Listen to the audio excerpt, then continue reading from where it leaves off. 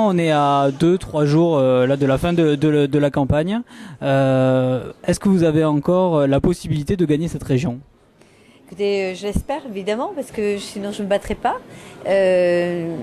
Vous dire que ce sera possible, je l'espère, ça dépendra beaucoup des abstentionnistes.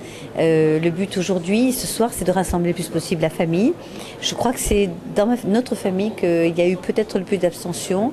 Peut-être aussi les gens qui ne s'intéressent pas trop au sujet. Aujourd'hui, c'est une autre élection puisqu'il y a deux blocs qui s'affrontent, différents.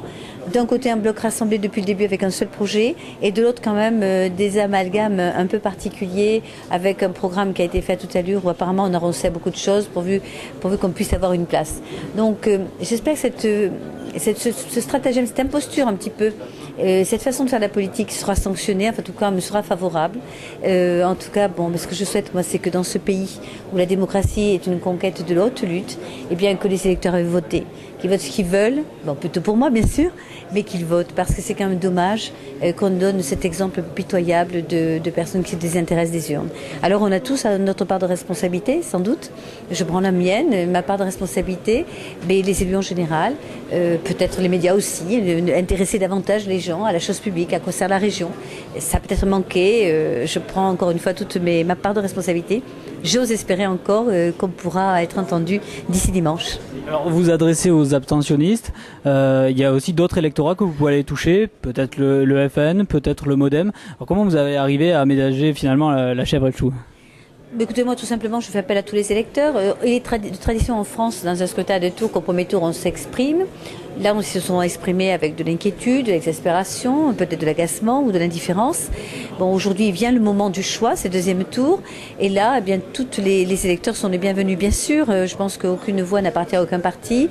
Le tout, c'est de savoir quel est le projet le plus séduisant, quelles paraissent être les équipes les plus à même de le conduire, avec efficacité, pragmatisme, rajeunissement, renouvellement, ce que je souhaite incarner avec toutes mes équipes et avec la volonté de faire, surtout, dans l'intérêt général, qui ne sera jamais l'addition des intérêts particuliers.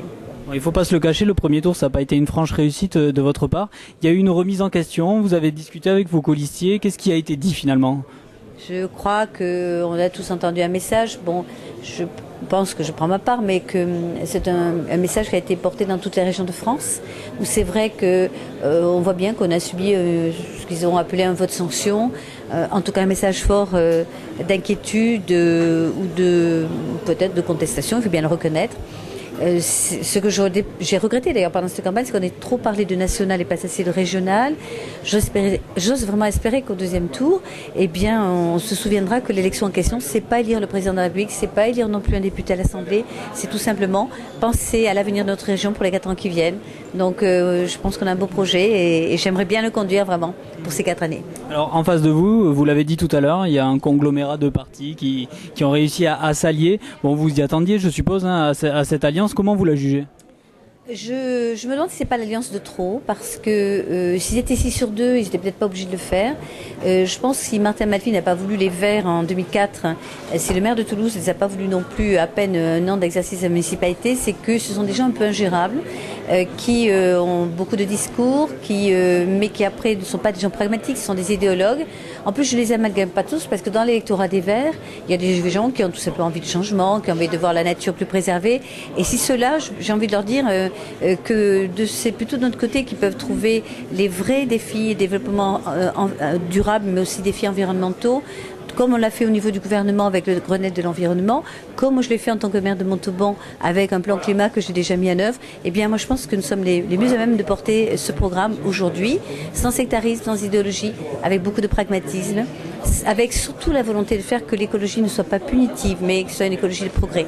Voilà, donc je me demande comment ça va fonctionner avec, par exemple, d'un côté, un Jean-Michel Bailey, qui a le Parti radical de gauche qui, il y a quelque temps, disait qu'il ne voyait plus aucun avenir au programme commun, social-communiste, avec M. Piquet, enfin en tout cas avec un front de gauche, Ligue communiste révolutionnaire, qui prône la rupture avec le capitalisme, et avec des Verts qui sont comme avant tout des anti-tout, anti-LGV, anti-route, anti-OGM, anti-barrage de Charlas, anti-eau, pour les ours, enfin, et je vois pas très bien la synthèse. J'ai l'impression d'ailleurs, même comme Bendit l'a dit, paraît-il, aujourd'hui sur les ondes, qu'ils ont tout abandonné, ils ont tout lâché, à condition d'avoir une place, et qu'en vérité, il n'y a pas véritablement de synthèse de programme. C'était difficile d'ailleurs, puisqu'ils sont très contradictoires. D'ailleurs, c'est pas moi qui le dis, ce sont les propres députés socialistes, notamment de Haute-Garonne, M. Idiard, qui l'ont annoncé partout, et que leur projet n'était pas compatible.